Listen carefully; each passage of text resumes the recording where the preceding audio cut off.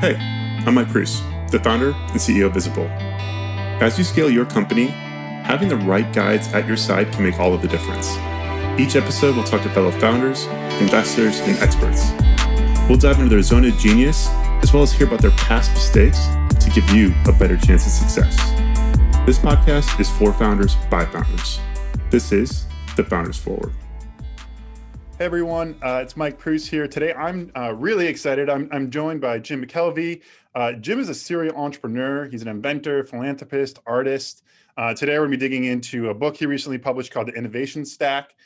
Jim's probably best known for being the co-founder of Square, served as the chairman of the board, still sits on the board as of today. In 2011, the iconic card reader that you guys probably all have seen with Square that's connected to that iPhone was introduced into the modern museum art. Jim more recently founded a company called Invisibly. It's an ambitious project to help you rewire the economics of online content, and also currently serves on the deputy chair of the St. Louis Federal Reserve. Jim, welcome to the show. How did I do with the intro? Thanks, Mike. It's the Museum of Modern Art. Oh, You said sorry something about like that. the Modern Museum of Art or something like that. But hey, it's your show, and I'm sure you're going to retape that. So no worries. Cool. Well, awesome. Where are we reaching you from today? I'm in St. Louis, Missouri, my hometown. All right. So is that where you spend like most of your time still, is in hometown St. Louis and spending most of your days there? Well, I mean, during the pandemic, yes. I usually travel a lot more than I have been in the last year, but crazy times. Yeah. What have you been doing just to keep yourself sane, at home in quarantine and with not a lot of travel to be had? I'm working on my commercial pilot's rating and learning how to fly big planes. So you go. I read in the book that you. Yeah, I'm sorry. I didn't mean to cut you off there. There's a little lag. Go ahead. No. I mean, I've just been, I figured if I have all this time, I should be doing something with it. And I've always wanted to be a little bit better pilot. So I've been flying like crazy and doing all these tests and, learning how to handle big metal. I read in the book that you were scared of flying at some point, right? And that your kids blindfolded you and just put you in the plane and all of a sudden you were flying the plane. Yes, I became a pilot under duress. That was something that I've never expected to, but I ended up blindfolded and basically kidnapped and taken to an airport and forced to fly. And I've been doing it ever since, and always terrified. Actually, one of the things I talk about in the book is, sort of the fact that you can do something when you're still scared. And the example I use is that I fly planes and I'm always scared when I fly a plane, but you can do it even though you're scared. What kind of type rating are you going for? Is there like a big plane you're trying to fly? So I want to be typed in transport level jets. So like commuter airlines. Okay. Like the big stuff. Yeah. My father-in-law recently became a captain on the Dreamliner. So he's on the 787. And then Sam on our team has a crazy story. Actually, this is kind of all widely tied together. So I was with Sam. You'll see where I'm going here in a second. Sam's on our team. His dad flies for Southwest, who you talk about in the book with yes. Herb. And Sam's dad was a private pilot, and this is in 2001, right before September 11th. And I think the day before September 11th, Sam's dad was actually supposed to get type rated for the 737, and they grounded all commercial travel. So his dad got in his truck. He's in Illinois, drives all the way to Phoenix throughout the night to show up to get tested for the type rating. And Southwest loved it so much they hired him, even though, they're in the midst of, back then, the crazy event that happened. So wow, pretty funny, because I know we talk about Southwest, you're getting type rated. So very cool way to start. Are you going to get like a plane? So you're going to get type rated for this thing? Like, how are you going to fly one? So I had a plane. I had an old beater jet. It was called a Saberliner. Okay. It's basically an old piece of military hardware. And that got me interested in flying big metal. And then, I'm still sort of playing around with big airplanes, but I'm not legal to fly them. I can fly twins and stuff, but nothing over 12,000 pounds. Okay. Are you gonna be like John Travolta? Are you gonna have like a runway and some planes? No, what's that gonna look like? No. I'll probably do humanitarian missions or something with it. I don't really have that. I don't have that much need for it personally, Yeah. but it's just something that was really cool, and I wanted to do it. So I'll try to weave in as many aviation analogies into There we this go. interview as possible. I That'll love be it. the analogy of choice. We'll just use I'm all aviation analogies. I'm a fan. So getting into things, you mentioned, you were at Square, huge success. What was the impetus to write the Innovation Stack, the book, right? I get a sense that from reading the book, when Amazon entered the market and more or less ripped off Square, you're like, oh shoot, this is happening. But when did you decide, like, hey, I need to write this book and put my own time and resources into doing that? What was that moment for you? That moment was when Herb Kelleher basically told me to do it.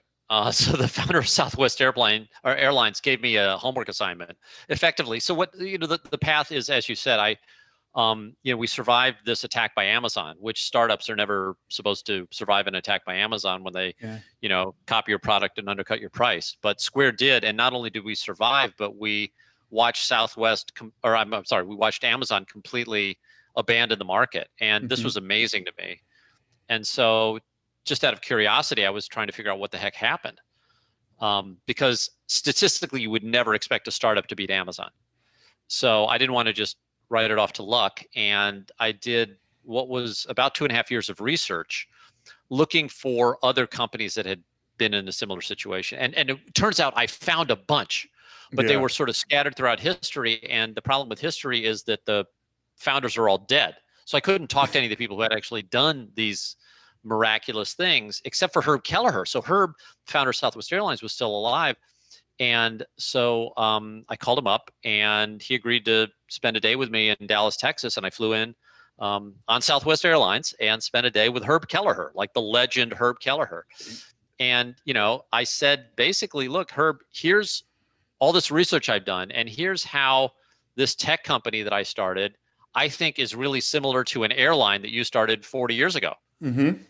And Herb got really excited. He pointed out some stuff that I'd overlooked.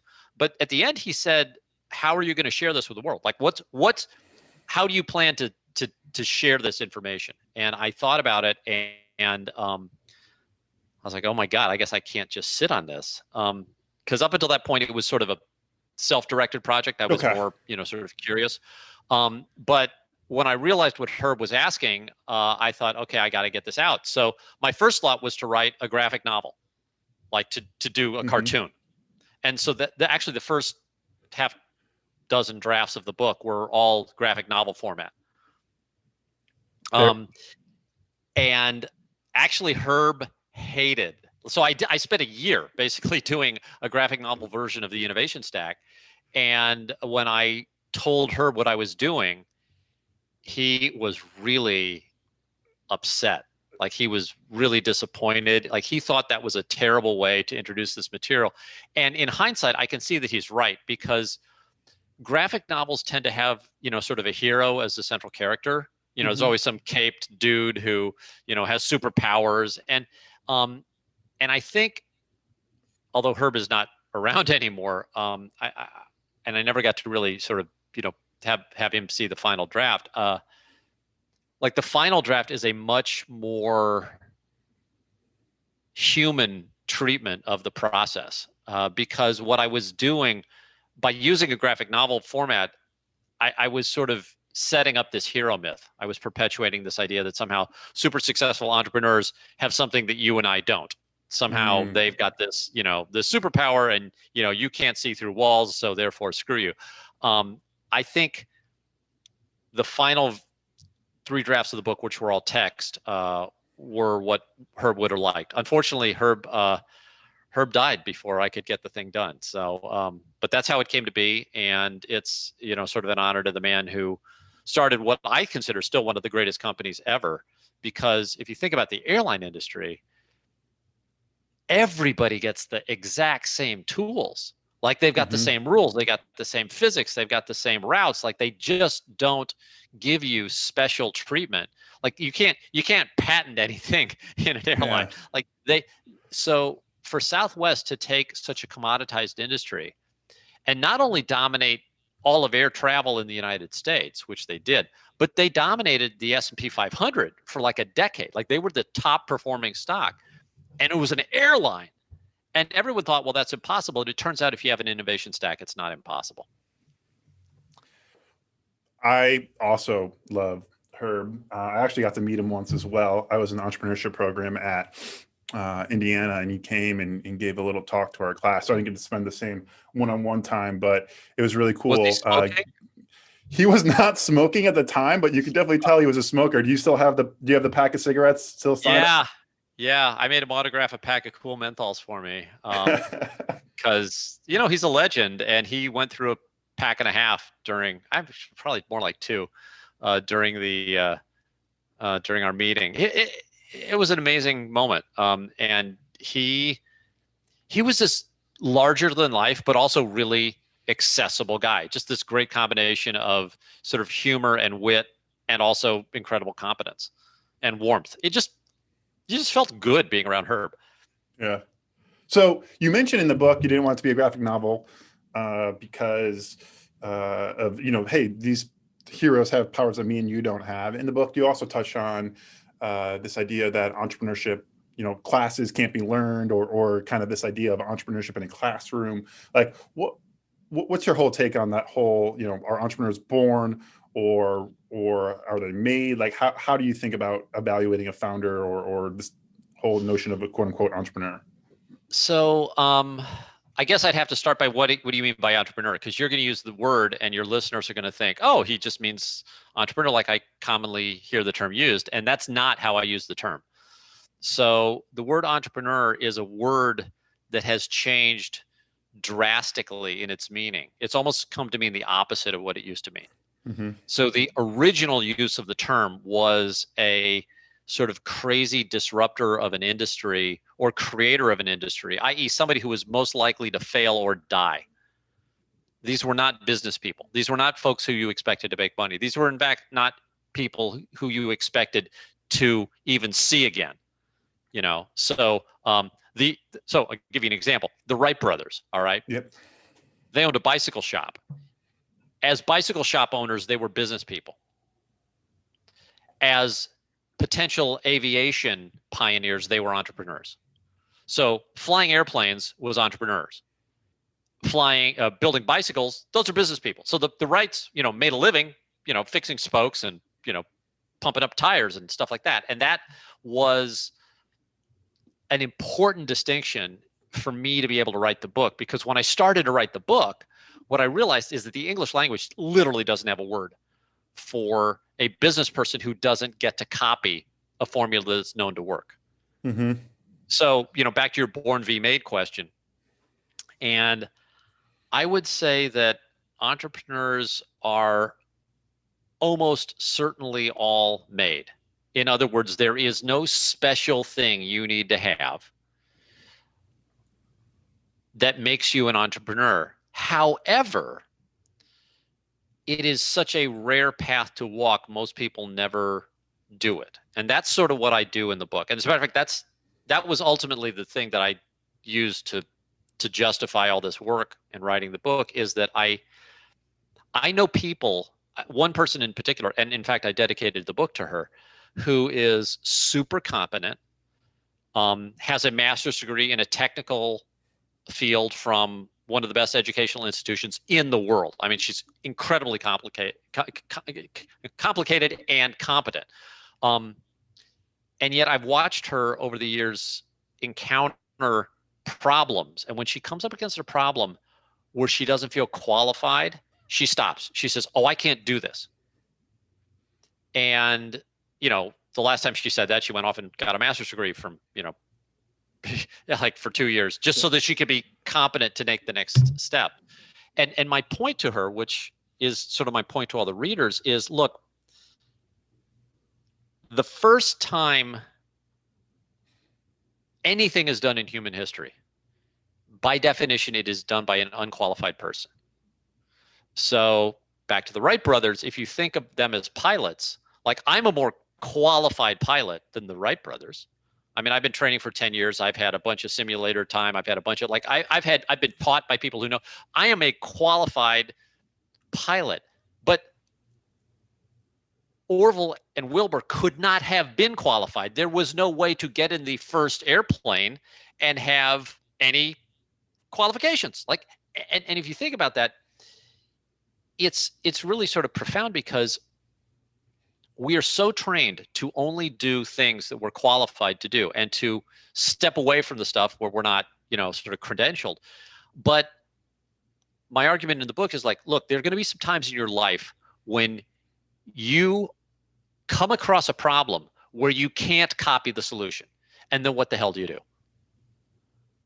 And in that situation, you will not be qualified, but that doesn't mean you can't do it. It just means that you're going to feel really super uncomfortable. And it also means that most of the tools that you are used to using don't work, or they work differently than you were expecting. And I'll give you, so here's an aviation analogy for you. Love it. So do you know what the area reverse control is? Actually, I do not. I have a textbook on my, okay. I don't know if you can see this. Yep. I can see it. If you can, I don't know if your readers are ever going to look at this. If you can see this graph, okay. This line here shows two airspeeds for the same power setting. And what does this mean? How does your life depend on this? Okay, so everybody who's flown on any airplane, you will die if your captain does not understand the difference between slow flight and normal flight. In normal flight, if you pull the yoke back, the plane goes up. And if you push the throttle in, the plane goes faster. But when you slow down to a certain airspeed, the yoke no longer controls pitch and the throttle no longer controls speed. And when you're landing, like at the most dangerous moment of an airplane flight, the controls work backwards. So if you're coming in for landing and you think, oh, I'm going to be short, I'm going to like hit that tree, and you try to miss the tree by pulling on the yoke, you'll die. Like that's, and this is what we teach every pilot. Okay. This is what we teach every pilot. And it's an analogy, since I promised, Mike and I made an agreement to listeners that I would use as many aviation analogies as possible in this podcast. So here's the aviation analogy. If you were an entrepreneur and you think you're a business person, you're going to kill yourself. Conversely, if you're a business person and you do the things that work for entrepreneurs, you will kill yourself. Because, and I drove myself, I flew into a lot of metaphorical trees in my business career, because, like, for instance, I'd have a problem with one of my companies and I go to one of my friends and I'd say, well, how did you solve this problem? And they'd say, oh, Jim, just do this. And I'd go home and I'd do it and it would blow up.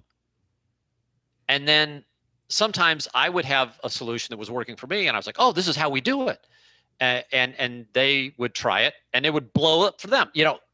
It turns out that what entrepreneurs do is different enough from what normal business people do that, like, the whole last third of the book is just, here's why you do it differently under these circumstances, and the math behind it. I mean, there's always sort of good mathematical reasons for this stuff. But, like, easiest example to understand is pricing. Like, why would you ever not charge a little bit more if you have no competition and your customers are happy to pay for it? And it turns out that there are certain circumstances where charging more for your product, even though you're totally capable of making way more money short term, really hurts your long term. So yeah, entrepreneurs are made. They are not born. And more profoundly, most of them are not volunteers. In other words, most of them are not these sort of bold, adventurous people who sit there and say, I'm going to go do this thing that's never been done before. They end up, at least according to my studies, and frankly, also in my own personal life, they just end up in terrible situations in which they refuse to die. So maybe that's the born part. Like, we all have this survival instinct as humans that wants to keep us alive. So if you threaten my life, I will fight you.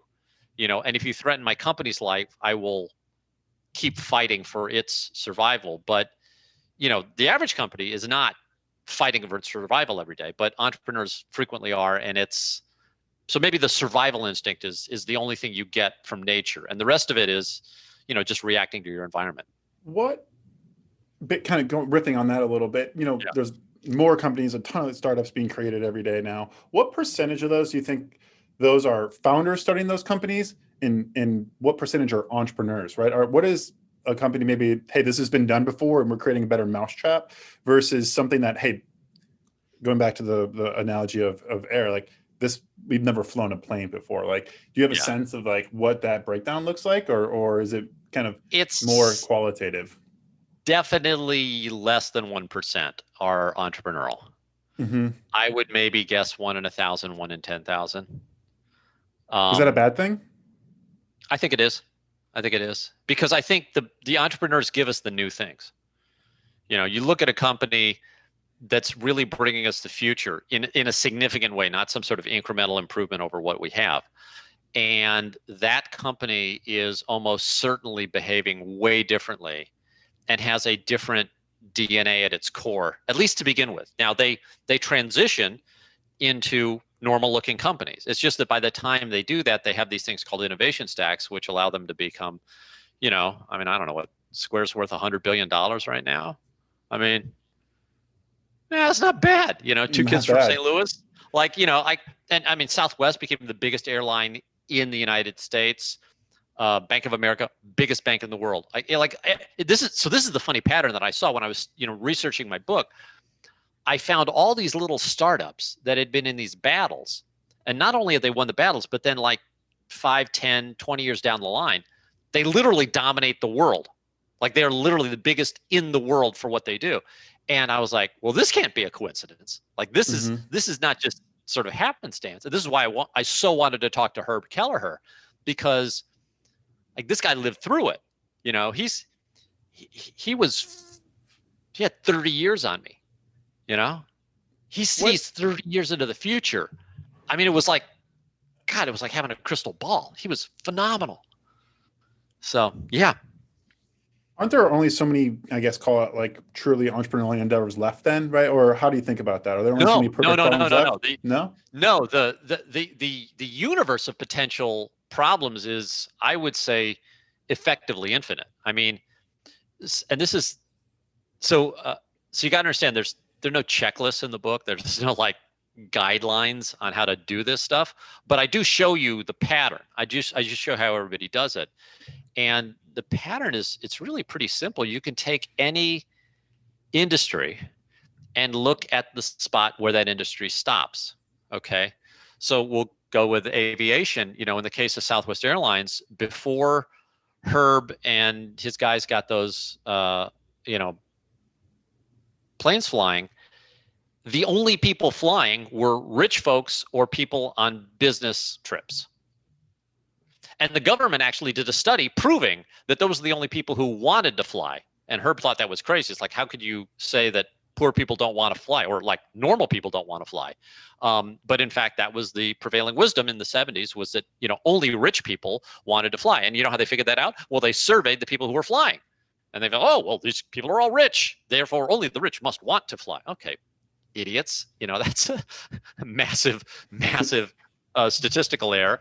But, the point is, what Southwest did was they didn't sit there and say, well, we want to build another airline like the other airlines. They said, we want to take the average person and give them a chance to visit their relatives, or give them a chance to have a vacation that doesn't take them, 2 days of interstate highway.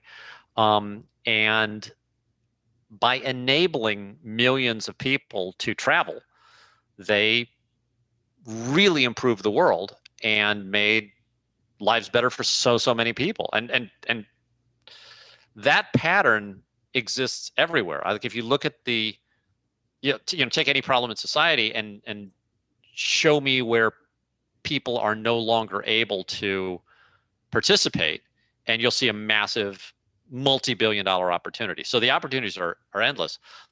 The problem is that we are so conditioned, literally throughout our lives, and throughout not even our lives, but it's baked into our genome.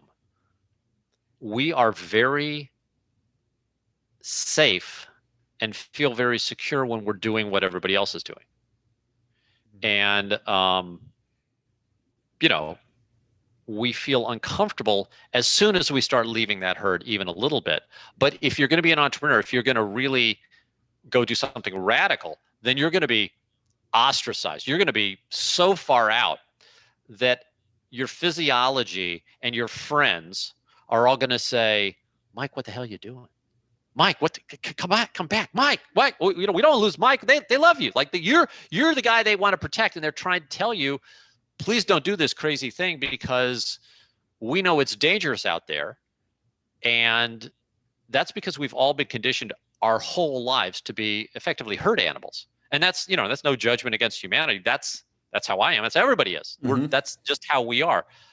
But it's interesting to sort of explore what happens when you get kicked out of the herd, like happened to, well, I mean, I studied the guy that started IKEA, Comprod, and he wanted so much to be part of the normal Swedish furniture business, but he pissed off the wrong guys and they kicked him out of the business and then eventually out of the country. I mean, like this guy was just forced to become an entrepreneur. And so he ended up becoming the most successful furniture creator in the history of humanity. But he wasn't a volunteer. Right. One of the kind of pulling on that, the market, I call that market sizing, right? I think one of the things we'll make sure to link to from the book or talk about is this idea of squares, market sizing. And there's this triangle, and it's talking about, you know, small, medium sized, big enterprise, right? And what you guys are going for was part of the triangle that didn't even exist. These were people that couldn't even get access to merchant accounts to process payment. And the kind of one of the aha moments, even for me, after doing this for so many years, was market sizing is hard because you thought people talk about disruption. Oh, Southwest is going to disrupt airlines. Well, more people flew, right? They didn't take away business from United, right? They actually got more passengers for everyone in the system. And, you know, Uber, there was no market size for ride sharing, and it blew through all of the comparables around taxi. So I guess, maybe putting this into question is, how should founders and entrepreneurs, a lot of people get pressed in a pitch when they're looking for investment about the size of the opportunity, right? Is this a huge market worth going after? A lot of times the question is like, who knows? Or at least that's the kind of one of the takeaways I got from the book, right? Is because like no one knew how big this opportunity could be because it just didn't exist yet. Yeah. So the proper answer is sort of sneaky. Like the way we did it at Square was we pointed, because of course investors want to see a market. Mm-hmm. And the only way you can show them a market is show them a market that other people have, right? You show them somebody else's market, right? So if you're really an entrepreneur, you're not really gunning for that market. You're going to create your own new market. And yet, if you do that, you can't prove its size or even its existence. So we did sort of a sneaky thing at Square. We did our pitch, and we pointed to the bottom part of this market of credit card acceptance, which was still a pretty good market. I mean, there were 300 companies in it.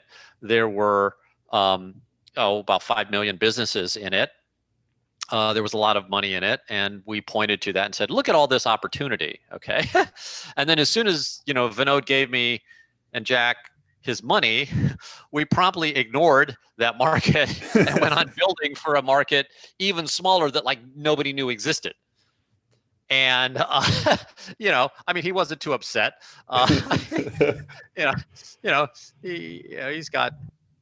He's been nicely compensated for that joke. But the point is that, and I sort of explain this in the book, like if you got to raise money, then you're almost by definition not going to be raising money from people who want to back an entrepreneur. Like nobody wants to invest in the Wright brothers.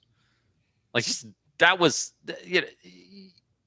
that's not a return-seeking strategy. And all these VCs who claim that they want to back disruption and back new markets and back, I've met them, And for every one who's actually willing to do it, probably 30 just give it lip service. I mean, because we all know what to say. Like we all say, oh yes, we're into boldness and innovation and all this crap. But like you actually see who will put their money down. They're not too many. And even people. I mean, I consider Vinod Khosla. He's got some stones. Like he's an aggressive guy. But even Vinod was. Like we didn't trust anybody to tell them exactly where we were going to be targeting. We pointed to a known market and then built for an unknown market. I got two kind of follow-up questions from that. One, are you jaded by venture, having gone through this? Well, I mean, I'm a venture capitalist myself. Like I have a $150 million fund that's doing VC investment in companies, and it works. It makes great returns. I mean, we're a top decile performance VC fund, and so I would be kind of lying to tell you I didn't play the game. So I play the game. I play it, with and our record's pretty darn good. We're not investing in 1000x return companies.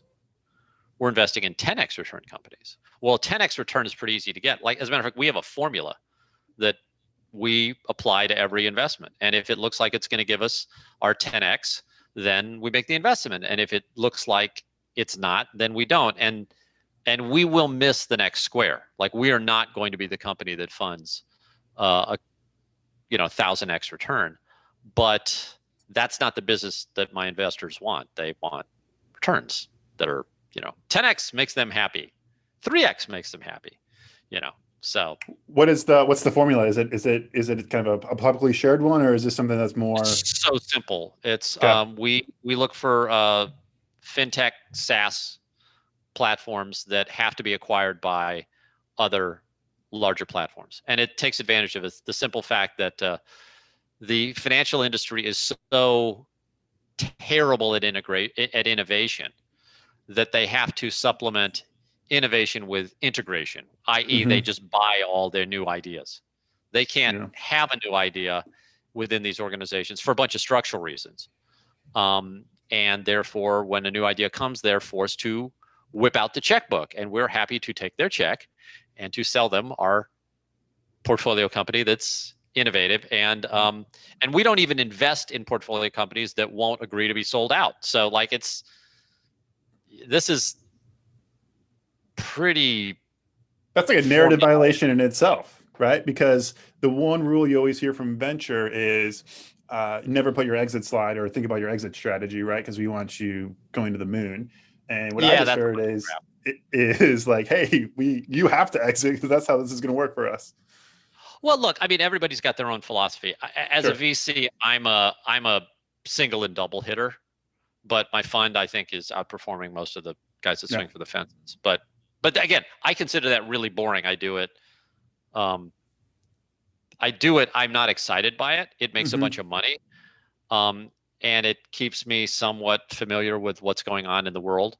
But it's not what I'm interested in. Like, I'm interested in ideas that have not been tested and proven, and that's where I spend the majority of my time. Like I spend a couple hours a week on the venture fund. Why even do it at all if it's not fun, or where you like to spend your time?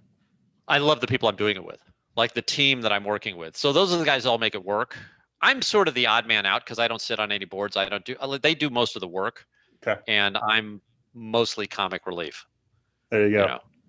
So I want to talk about timing, luck, kismet, whatever you call it. One of the things that I didn't know is, and I think maybe this helps kind of give a lens into when you were starting, some of your own companies. One I think was Mira Software. How did you end up meeting Jack Dorsey? Oh, I met him because his mother sold us chocolate-covered espresso beans. Like we were using Jack's mother as like a drug dealer to keep the company awake during all-nighters that were caused by my mismanagement. And so, because I'm a bad manager, I got to meet Marcia Dorsey, and then eventually Jack. And we hired Jack when he was 15. Jack and I worked together for a couple of years, struck up a friendship. And then, after they kicked him out of Twitter, he came back to St. Louis for a while and was, sort of, I think he was pretty hurt by what they did to him at Twitter. And I said, do you want to get even with those assholes? And he said, well, instead of that, why don't we start a new company and just do something productive? And I was like, oh, that sounds like a better idea. So that's how Square started. It was Jack got booted from Twitter, and then he and I decided to get the band back together. So, yeah, and that was, I think, very lucky. Yeah. Did you identify any other points in your research about luck or timing with all of these other companies? Like when I think of Bank of Italy, now Bank of America, the 1906 earthquake was kind of a lucky event, right? That's the reason why Bank of Italy did what it did and became Bank of America. So, I mean, like, we're in the middle of a pandemic right now, and we're all wearing masks and freaked out. And some of us, like a lady who works for me, just lost her son. I mean, it's bad, folks, as you know. There was an interesting thing that I noticed, though, is that every one of these companies that I studied in detail had some sort of equivalent cataclysm accompany their birth, or at least their early years. So, in Square's case, we had Amazon. We had a couple of other things. We launched in the depths of a financial crisis. Bank of America launched in San Francisco the year before the Great San Francisco earthquake. There were crises that sort of followed these companies around, and I didn't do a valid statistical analysis on how crisis affects the birth of these hyper successful companies, but it does seem to correlate. Like, it just does. And if I had to sort of come up with a theory, I would fall back on this really weird thing that I noticed, and that is, it is extremely difficult to get people to notice a new idea. And you say, well, how hard can that be? But I will tell you, like, if you've built something and the world has never seen it, and you try to get the world to accept it or understand it, let alone buy it, but just even see it, you will find that it's almost impossible to do so.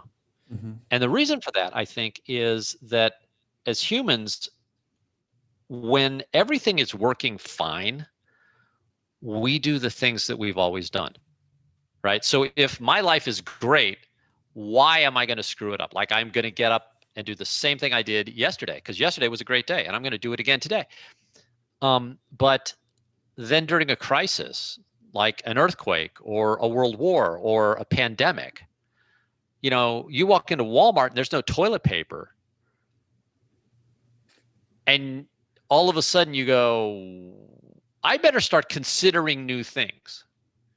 The pandemic or the crisis has a way of opening up en masse millions of people's minds. So, I mean, just look at the change of your behavior in the last year. Like, I'm guessing you didn't use, takeout food or delivery food, or as much, you certainly weren't Zooming every meeting. Like, we are all living through a period of profound change. That's painful, but it also seems to be this magic ingredient. So if you're an entrepreneur, this is a golden moment. Like, if you're an entrepreneur, you're going to wish that you had done something during this crisis. Like, I know, like, 5 years from now, I'm going to look back and go, oh my God, I had all that opportunity during the crisis when everybody was looking for this thing and eager for it. And now, that the vaccine's out and everything's passed, and that's in the rearview mirror, nobody's paying attention anymore. So, it's some hope for the state we're in, because now is a golden moment if you're doing something new. Pulling on that idea of repetition, or we do things that worked the day before, one of the other things I thought was really interesting is copying. You talk about copying a lot. Copy when you can, invent when you must. Yeah. What and you also mentioned, like, you didn't read any nonfiction before you started writing this book. So why is that? Oh, I don't trust myself. So, I mean, when I finally resolved to write this book, I immediately stopped reading all news. I immediately stopped reading all business books. I stopped all my magazines. I just went on a 100% media diet, because I find ideas very infectious, and I didn't want to rewrite somebody else's crap. Like if somebody had written something, and like a good book may have 2 or 3 good ideas in it. A great book may have 5 or 6. Mm-hmm. And I wanted to write a great book. And I did not want my ideas to be derivative of anybody else's. So I literally walled myself off from all media, and then only did my own research and only did stuff that I thought was relevant. And then, that was a 3-year process. At the end of those 3 years, I then took off the blinders and said, am I insane? And have I just replicated what everybody else has done? And I think the good answer was no. Nobody is like, there are a couple of ideas in the book, one of which is this talk about how copying is so wired into us that I've never seen discussed. And at least the people who've read it so far have been like, okay, new ideas in here, but the price of that was for me to go on 100% diet, because like there's some great stuff out there. Mm-hmm. And you kind of want to write it, you read it, and then 6 months go by, and then you think, well, I just had this wonderful original idea, and it's like, no, you don't. You just rewriting Tipping Point. Like, you idiot. This has been discussed. But the other part of your question, which is copying, I want your listeners to know that I am a deep, strong proponent of copying everything you possibly can. And I don't want to seem disrespectful when I say businesses only copy, because that's what businesses should do. If you have a business that works, what you should be doing is what works. And what works for you probably works for 10 of your competitors. And when one of those competitors comes up with something a little bit new, you should probably copy what they do a little bit, and that's how most things should be. But I don't want to spend every moment of my life in complete copy mode. Like I want to be willing, and I wanted the readers to be willing. Like this is the reason to write a book. I'm fine with this, but if I could get 1 million people to understand that at some point in your life, maybe not even this year, like at some point, you're going to find a problem that you care about and that has not been solved in a way that you think is decent, and you can't find any person to copy. And then I want you to understand that there is this other set of tools. And this set of tools is going to make you feel really uncomfortable, okay? But it is supremely powerful. And if you understand that it is possible, you might not, I was going to say hesitate, but you'll probably hesitate. But you probably won't quit as quickly. So probably the biggest compliment I got from the book, I was sitting, it was a, book was just written. I gave it to this guy, super successful guy. I'm like, all right, how successful this guy is? I'm sitting in his living room, okay? In his living room, there is a painting that is worth more than everything I own. Everything. You take every material possession that me and my family have, everything, and you pile it up and you sell it at full retail. It's not worth as much as this one painting on this guy's living room, all right? And we're sitting there talking.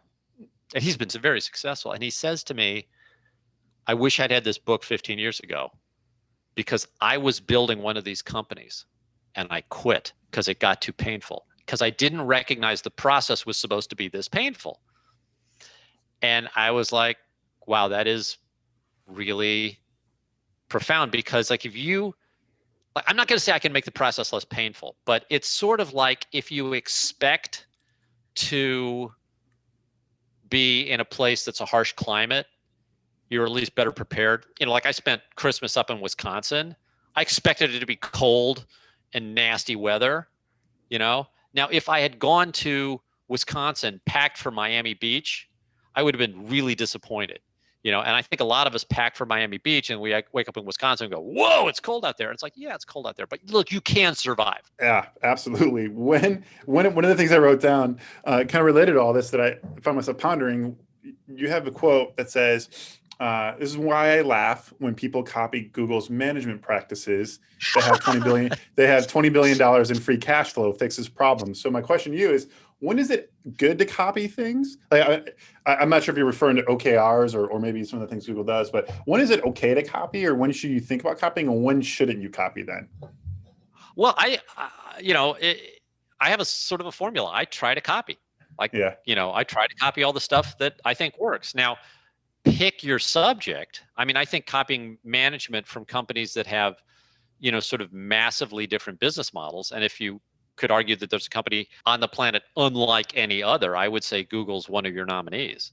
Mm-hmm. I'm going to copy Apple for product design. No, you're not, idiot. Yeah. Like, you're not going to do that. Like, you don't have what they have. First of all, you don't have the brand.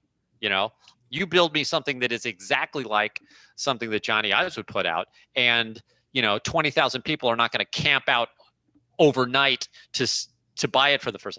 So don't perhaps emulate the companies that are massive outliers, but look realistically at what the challenge is before you, and then humbly admit that you're probably not the first person in the world to recognize this problem. Mm-hmm. Humbly admit that probably somebody way smarter than you has already figured out how to fix it, and that your job is to find that person or that company or that solution. Okay. And with that humility in your heart and in your head, go seek the solution, and don't be a victim of not invented here. That arrogance that says, unless you're the one who has the idea, that it's not a good idea. Okay. But then, if you wander down that path long enough and you still don't find a solution, then the question, which I'd like you to ask, is, am I willing to now do this totally different thing called innovation, where I'm going to bumble along and probably create more problems for myself and ultimately may never succeed. But that's what it will take if I really want to solve this problem. And I don't want everyone to just reflexively quit there, because the thing that breaks my heart is I've met too many people, and I've actually been this person in certain challenges. I've confronted problems and I said, I can't handle that. And the answer is, well, I probably could have. In Square's case, I'm glad we didn't quit. Like the first day we discovered that what Square was doing was illegal. like halfway through the first day, I was like, turned to the guy, I was like, what we're doing is prohibited by law. Yeah. and, fortunately, Jack Dorsey is a guy who doesn't flinch at that stuff. And I've been a guy who's, had enough time on the other side of the compliance curve that I was okay with it, but at least we didn't give up. Now, that's not to say that we said, screw the law, we're going to just violate it. No, but we believed that what we were building was important enough that we could eventually get compliant or have the laws changed. And in Square's case, we had to do both. We had to change some rules and we had to comply with others. But don't just look at something when copying fails and say, that's all I'll ever be in my life. Yeah. And but again, I need to put this warning on here, because I think people take this as advice. That only works if you have the humility to also recognize that a lot of the stuff that you think is a big deal is not a big deal to somebody else, and they can fix that. So avail yourself of that so that you can take what precious energy you have left and point it to the real unsolved problems. That's a great segue into actually innovation stacks, in my opinion. We haven't even talked about it yet. We're into this interview, and it's the name of the book. And I'm sure you've answered this question 1,000 times. What is an innovation stack? It's the mess that solves the problem. It's not one thing. It's not two things. So this is the pattern that I saw, Mike. I was looking at these companies that had literally become the biggest in the world. They had created entirely new industries. And at every one of them, I saw not just one or two different behaviors, but dozens of different behaviors, different things they were doing. Okay. So, talked about Square enough. Let's talk about Southwest. Southwest Airlines did at least 20 things different than the other airlines did.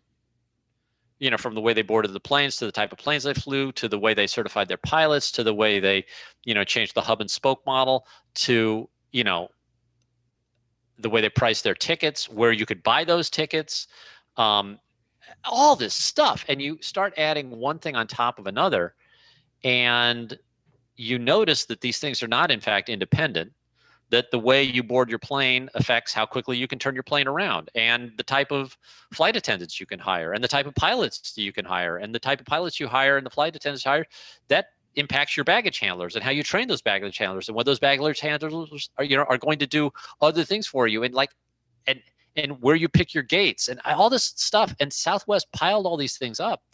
And this was my conversation with Herb that was so cool, because Herb lit up when I said this, and he was like, yes. He's like, for 20 years, everybody was trying to copy Southwest, and they'd copy 2 or 3 things that Southwest did. And they'd say, we have the next Southwest. And Southwest would literally watch them fall out of the sky. I mean, they were just like, so an innovation stack is this mess that is necessary to solve a problem. Or if you don't want to think in terms of problem solving, it's the thing that creates the new industry. So back to the airplane as an analogy. Okay, what's an airplane? Well, is it the Wright brothers gluing together some, spruce and a bit of canvas? No, they had to shape the wings. They had to support those wings. They had to find propellers. Well, actually, nobody built a propeller. What's a propeller? Well, propellers are spinning airfoil, so they had to figure out the airfoil, and then they had to drive the propeller. Well, that's like what that's going to do is require an engine. Oops, engines are too heavy, so they had to build an engine out of aluminum, which was a big deal. And oh wait, you can't make an engine out of aluminum the same way you make an engine out of steel. So like just that engine is its own innovation stack. So you look at a company that's doing something new. They're not doing a new thing. They're doing dozens of new things. And by the time they get all of those new things working, they have what I call an innovation stack. And looking at invention that way makes it a little easier when you're 6 steps in and it still doesn't work because it's a 24-step process. And it makes it a little easier when you're 23 steps in and you realize that to do the 24th step invalidates the 3rd, 6th, and 15th thing that you've done, and those now have to be reworked. And that process is painful, but when it's finished, you own the market. You define the market. And you not only do that in sort of a greedy, self-serving way, you do it in a way that enables people who had previously had no opportunity to travel by air or have new furniture or have a bank account or process a credit card or have an electric car. You've now enabled that for millions of people. And it's a wonderful place to be on the other side. So I want to encourage more people to take that journey. But look, I know very few people will. But here's the thing. You're going to have your chance. You as a human who wanders around the planet are going to bump in your life against dozens of these, call them opportunities, call them whatever, call them problems. But you're going to do it. And most of the time you're going to go, oh, forget it. I'm too busy or too tired or too infected with SARS-CoV-2 or whatever the hell is, your current thing. Mm-hmm. But what if you could do it?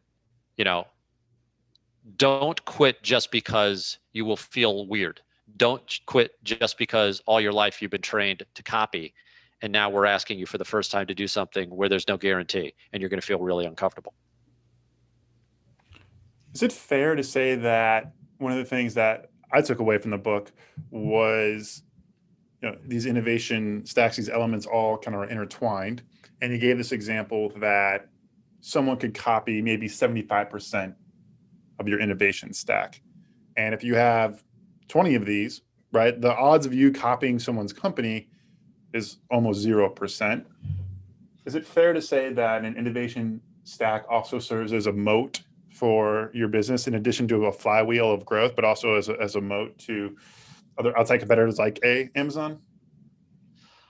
It's not a moat, it's an ocean. Like Yeah. a moat, I'm picturing some guy with a pole vault Yeah. getting across your moat. I'm thinking that like this is the Pacific Ocean, right? Yeah. It's such a protector of these companies that literally these companies can maintain market dominance for a century if they choose. Like I've seen examples of successful defense in these innovation stack companies, assuming they play by the rules of the innovation stack. You know, they play by the rules of the entrepreneur as opposed to the rules of the business person, which doesn't mean just jacking your customer for as much money as you can get on every single transaction. You have to be super, super respectful of your customers, but it's a phenomenal protector. And again, it's so phenomenal that that's why I believe Square survived an attack by Amazon. Because if you look at the statistics, a startup that Amazon decides to target is dead 100% of the time. Oh, diapers.com. Yeah. You know, like boom. You know, the Amazon looked at the diaper business, saw this little startup that was selling diapers. They copied their offering, undercut their price by 30%. Surprise, surprise. Diapers.com becomes part of Amazon. Zappos. I mean, poor Tony. I really miss Tony. Like he was super cool. Shout out to Tony because we went and visited him like when Square was starting, and you know, Zappos was still independent, and you know, he was fighting Amazon, and you know, no, he wasn't. He was about to get acquired by Amazon. You know, because that's what happens. You don't fight Amazon. Nobody beats Amazon. Like we had this one data point, and it was us. Yep. And before that, there were 0 data points. So if you talk about the protection of the innovation stack as a moat, it's, I mean, it's an ocean. Like it is it allowed a underfunded, poorly run startup like Square. And I say poorly run out of the deepest respect to all of us who were poorly running it. But like we were not this well-oiled machine compared to Amazon. Sure. And we survived. We beat them. How's that possible? Well, I show you the math in the book. There we go. Last theme, and then Jim, thanks so much for your time. I do want to touch on pricing and customers. That was another thing I found really interesting is a lot of these markets that have been created are for people that weren't able to do something for some reason, whether that's open a bank account, fly, process a credit card, buy furniture. Are you more geared towards, like, I guess the low cost type model versus premium pricing? If you think, you know, Tesla right there were the inverse, they started premium product and worked their way down. Are you geared more towards companies that have a low price as one of the elements in their innovation stack? Well, yes, but you know, if we wanted to analyze Tesla, you know, they did a MVP using a Lotus chassis and a bunch of Dell laptop batteries, proved concept, and then got out what I would consider a low price, ultra luxury sedan. Yeah, fair. You know, like I would not compare the Tesla S with a Mercedes. I would compare it with, you know, whatever Bentley was produced. Like it was the ultimate driving machine. And they've been racing to cut price and to lower price. So, I mean, you know, Tesla's its own thing. And they've got a tremendous innovation stack. But look, generally for these other companies, yeah, I think you keep the price as low as you can. But my thing with pricing is that what I noticed is that the innovation stack companies had this choice between getting a lot of money, like wildly profitable, or getting a little. And the ones that chose to get a little kept their customers for generations. And the ones that abandon it, and you know, again, tragically, I think Southwest is in the latter category because Southwest under Herb never had any competition that was serious. Southwest, after Herb left, a bunch of airlines started in their face and are still flying today. That didn't happen under Herb Kelleher, but under Herb's Kelleher, you knew that Southwest was going to give you a cheap ticket. And once Herb left, Southwest was actually, they actually got sued by the government and lost on price fixing. So Southwest is no longer a cheap way to fly. They're no longer of value the way they used to be. And that's a choice. Like they basically chose to make an egregious amount of money for, a decade and a half, and totally cede the dominance of air travel to happen in other companies. So that was your first question, pricing. And I think your second question was, how do you handle your customers? And, pricing is, of course, part of the way you handle your customers. The way you price, if you're an innovative company, and I don't want your people who are listening to this podcast who are just running businesses that are normal to think that they should follow this advice. Like, you really need to know what side of that line, what side of that graph you're on, right? Yep. If you're on the wrong side of the graph, you will crash into the ground. Like, I do not want to tell you that this is, Jim McKelvey told me to do this and therefore I'm bankrupt. No. But you, first of all, signal to your customers your respect for them by changing your price to fit the circumstances, which means if you became way more efficient recently, you cut your price. If all of a sudden it's possible for you to give your customers a better deal, even though you don't have to because you basically have no competition, you do it anyway. And that creates a level of trust and zealotry in the customer base that is amazingly powerful. And one of the ways the customer sort of rewards innovation stack companies is that the customers will behave differently. So Square's customers would accept the fact that we had no phone support. Like, for the first several years of our company, like, if you had a problem with Square, you sent us an email and we get around to answering it eventually, but you couldn't pick up the phone and talk to us. Well, that's heresy. Like, who in the world would trust their credit card company, the money that's coming to their business, to a company you can't even call?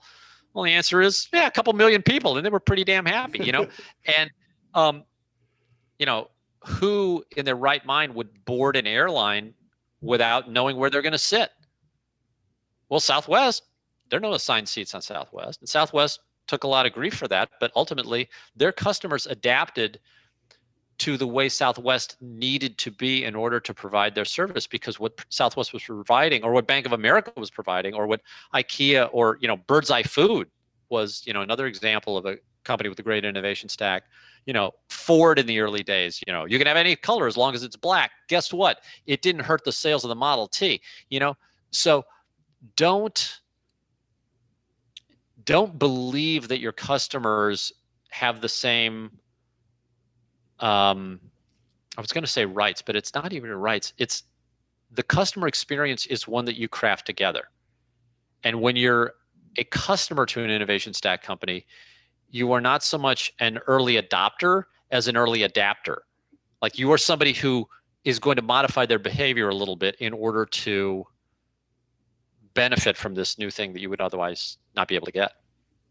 Yeah, I think the one I loved in the book, this is also tied to that moments of wow, was the Square reader itself that you designed, right? You guys wanted it to be small and a square, and swiping it only worked, I think it was 80% of the time at some point. But that was something your customers were adaptable to, and actually ended up being like a talking point and selling point of the product that you didn't even expect. It was certainly a surprise to me when I realized that releasing a product that didn't work as well as something else that we had was the way to go. And that's a funny story, because the Square Reader, which I was the guy who built it, and I'm the guy that's responsible for how ridiculously small it is. And it is even more ridiculously small when I built the first one. Like, the first Square Reader was, a full 8 centimeters narrower than the one that we've currently got on the market. So it was really rocky, and the card would rock and you couldn't read it about, 1 out of 5 swipes. And interestingly, and this gets back to, sort of one of our earlier themes today, which is how hard it is to get a new thing noticed. So we talk about the pandemic as being an opportunity because, right now people's minds are more open to ideas than they would normally be. And in Square's case, what I noticed was that when we were showing our radical new product to people, and I used the big card reader, people didn't get that excited. When I used the little card reader, they were really intrigued, even though the little card reader didn't work as well, and we had both of them manufactured. I literally was so unsure of my decision that I built both. Okay, I built a big one and a little one. We never shipped the big one. And the big one, even though it performed better, didn't get people's attention. It didn't get them to wake up for that second that I needed them to wake up and notice Square. So it was a big deal. It was a big risk. But I believe ultimately, if you build something new, you will very quickly discover how hard it is to get the world to notice. And we stumbled upon this thing that got people's attention, if only for a couple of seconds. But during those seconds, you got to remember that, we didn't have any sales force. We didn't have any advertising. So the only way people would find our products would be they'd encounter some merchant who was using them. Mm-hmm. And if that experience with that merchant was positive, then they might themselves become a merchant, or they might tell their friend who needed it, hey, I just saw this thing, you got to check it out, And we survived on word of mouth with zero advertising for like 2 years. Now think about that. At the time, we were growing 10% week over week, which means that my company was doubling in size every other month for 2 years with zero ad spend, zero sales force, no live customer support, and this funky little reader that didn't work that well. Oh man, I mean, it's wild, right? It's a testament to all of the other things that you guys were doing for customers that are part of that stack that you guys were building. Last question, and then we'll wrap up. Yeah. Feedback failure. I thought this was really important for us to touch on too, as we talk to founders and entrepreneurs and other people. You mentioned this idea of feedback failure in the sense of getting the wrong feedback about something you're trying to innovate on. What have you learned? You've started a bunch of companies now, are involved in investing in more and starting more. What are some ways, what is, I guess, feedback failure, and what are ways founders can navigate making sure they're getting the right kind of feedback for whatever they're trying to innovate on? So it's impossible to get an answer about something that has not been done yet. And that's sort of the first thing that I see. That's probably the biggest mistake that I see, is people start down this path of innovation, and then at some point they get so nervous because they're not getting any confirmation that what they're doing is going to work, that they go seeking information to prove that what they're doing is right. So they try some market survey, or they hire McKinsey, or like there's some desperate cry to create some graph that shows that they're not going to all die. And unfortunately, the data that creates that graph always comes from the existing market. So it creates this very bad set of information. In fact, almost worse than no information. You're not able to survey what has never been done. You can't market test the product that nobody's ever seen. Like, you can't even focus group. Like, and there's just 100 problems with trying to guarantee certainty when you're innovating. And so sort of the big point I'm making in the book is that is a natural thing to want, and yet you're not going to get it. So don't waste too much time guaranteeing your success, because there's no guarantee, it's and this is that whole sort of last third of the book is really dedicated to all of these things that just bit me in the ass for so many years, and I couldn't tell why. Because, hey, it seemed to work for all my friends. Well, it turns out my friends were running businesses. And sometimes I was running a business, but other times I was being an entrepreneur. And because I didn't understand the difference, I would apply the tools of one world to the tools of the other world.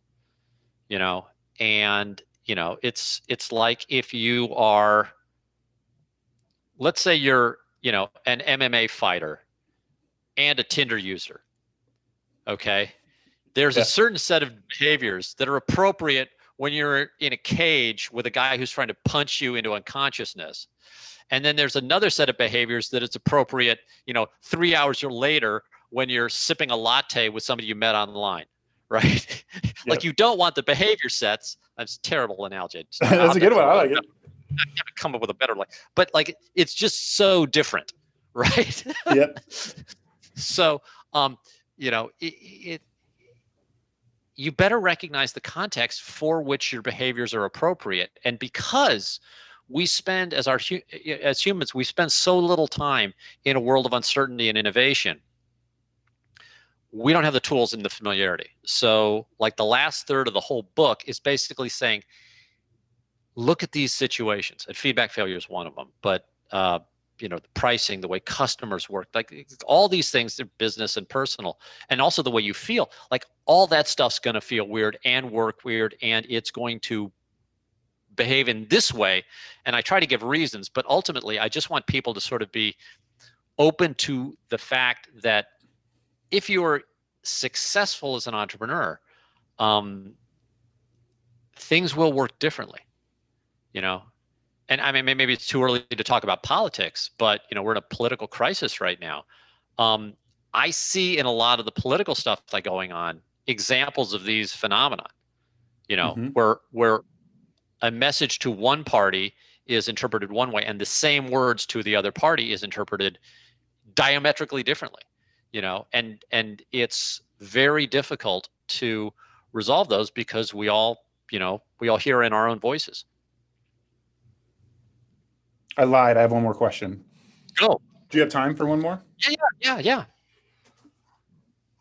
Can we talk about location? I mean, you're in St. Louis. I'm from Illinois.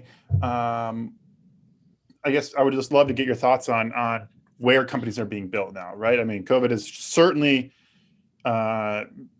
taken this and shaken everything up. Right before, like, it had to be in the Valley. Now it seems like the world is kind of free game. Any thoughts on location? Are you trying to personally invest in the Midwest, or what's your take on just geography and location? So I'm deeply committed to St. Louis. I've got well over $100 million of current local projects going on, including bringing the Premier Square office to my hometown. Amazing. We're doing a lot of great stuff here. It depends on how we come out of this crisis and how things settle back. And I would expect there's going to be a lot of partying going on and a lot of need for people to get together because, cool as it is to, sort of have these video chats, which, let's face it, we didn't have it 2 years ago. It's not the same. So yeah, I'm just saying stuff that everybody knows. Okay. Yeah, but what's likely to happen? Oh, hell, I don't know. What's likely to happen is some sort of weird snapback. And I could argue it either way.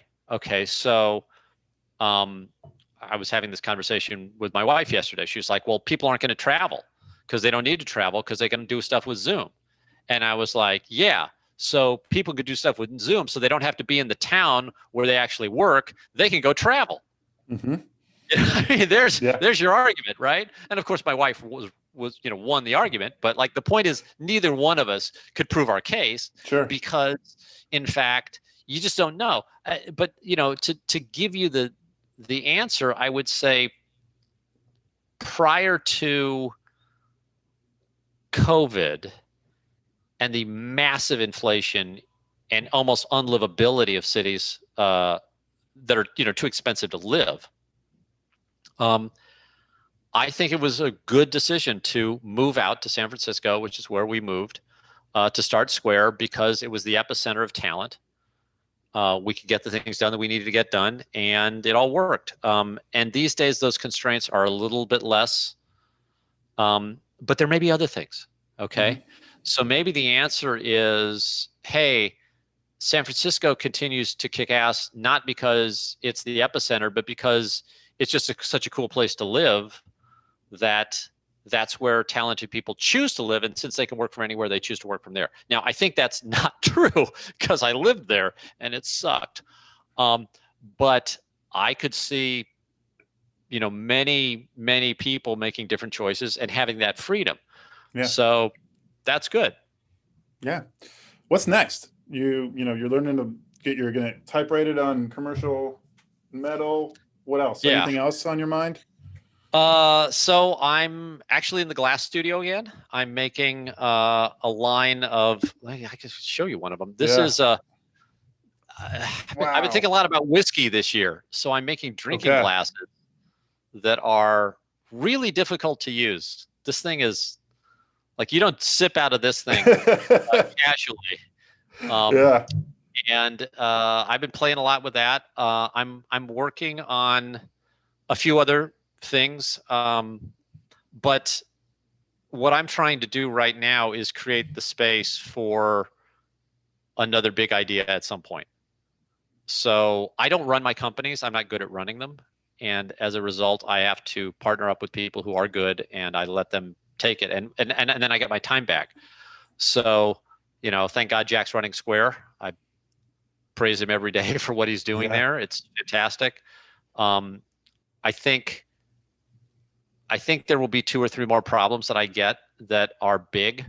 And I just want to have the bandwidth to explore, and then hopefully have, maybe another innovation stack happen. So that's what I'm hoping. And if not, then I'm going to try to spread the word to as many people, because I want these problems solved. Like, I want this tool set to be out in the hands of as many people as possible, and, honor the challenge that Herb Kelleher gave me, which I took very seriously. And I thought, I think it was the right thing to do. Yeah. Well, I can attest to that. I read the book. Anyone listening, if you don't want to buy it, email me. I'll buy it for you. If you can't afford it or you're questioning it, I'll buy the book for you. I think it's great. There's an awesome nostalgia to a lot of incredible companies that have been built. Jim's experience starting Square. I think there's a lot of practical things you as a founder can take. Like, I was writing down a ton of notes. Like, hey, even if we're pitching investors or a team, how do we think about our own stack and our own elements that we can build as a company to create that ocean? So I'll buy it for you if you don't want to buy it. It's a great book. Jim, thanks so much for jumping on, taking time. This was a blast. Really appreciate it. Looking forward to staying in touch, and we'll talk soon. Mike, thank you so much. All right. Thanks. Take care.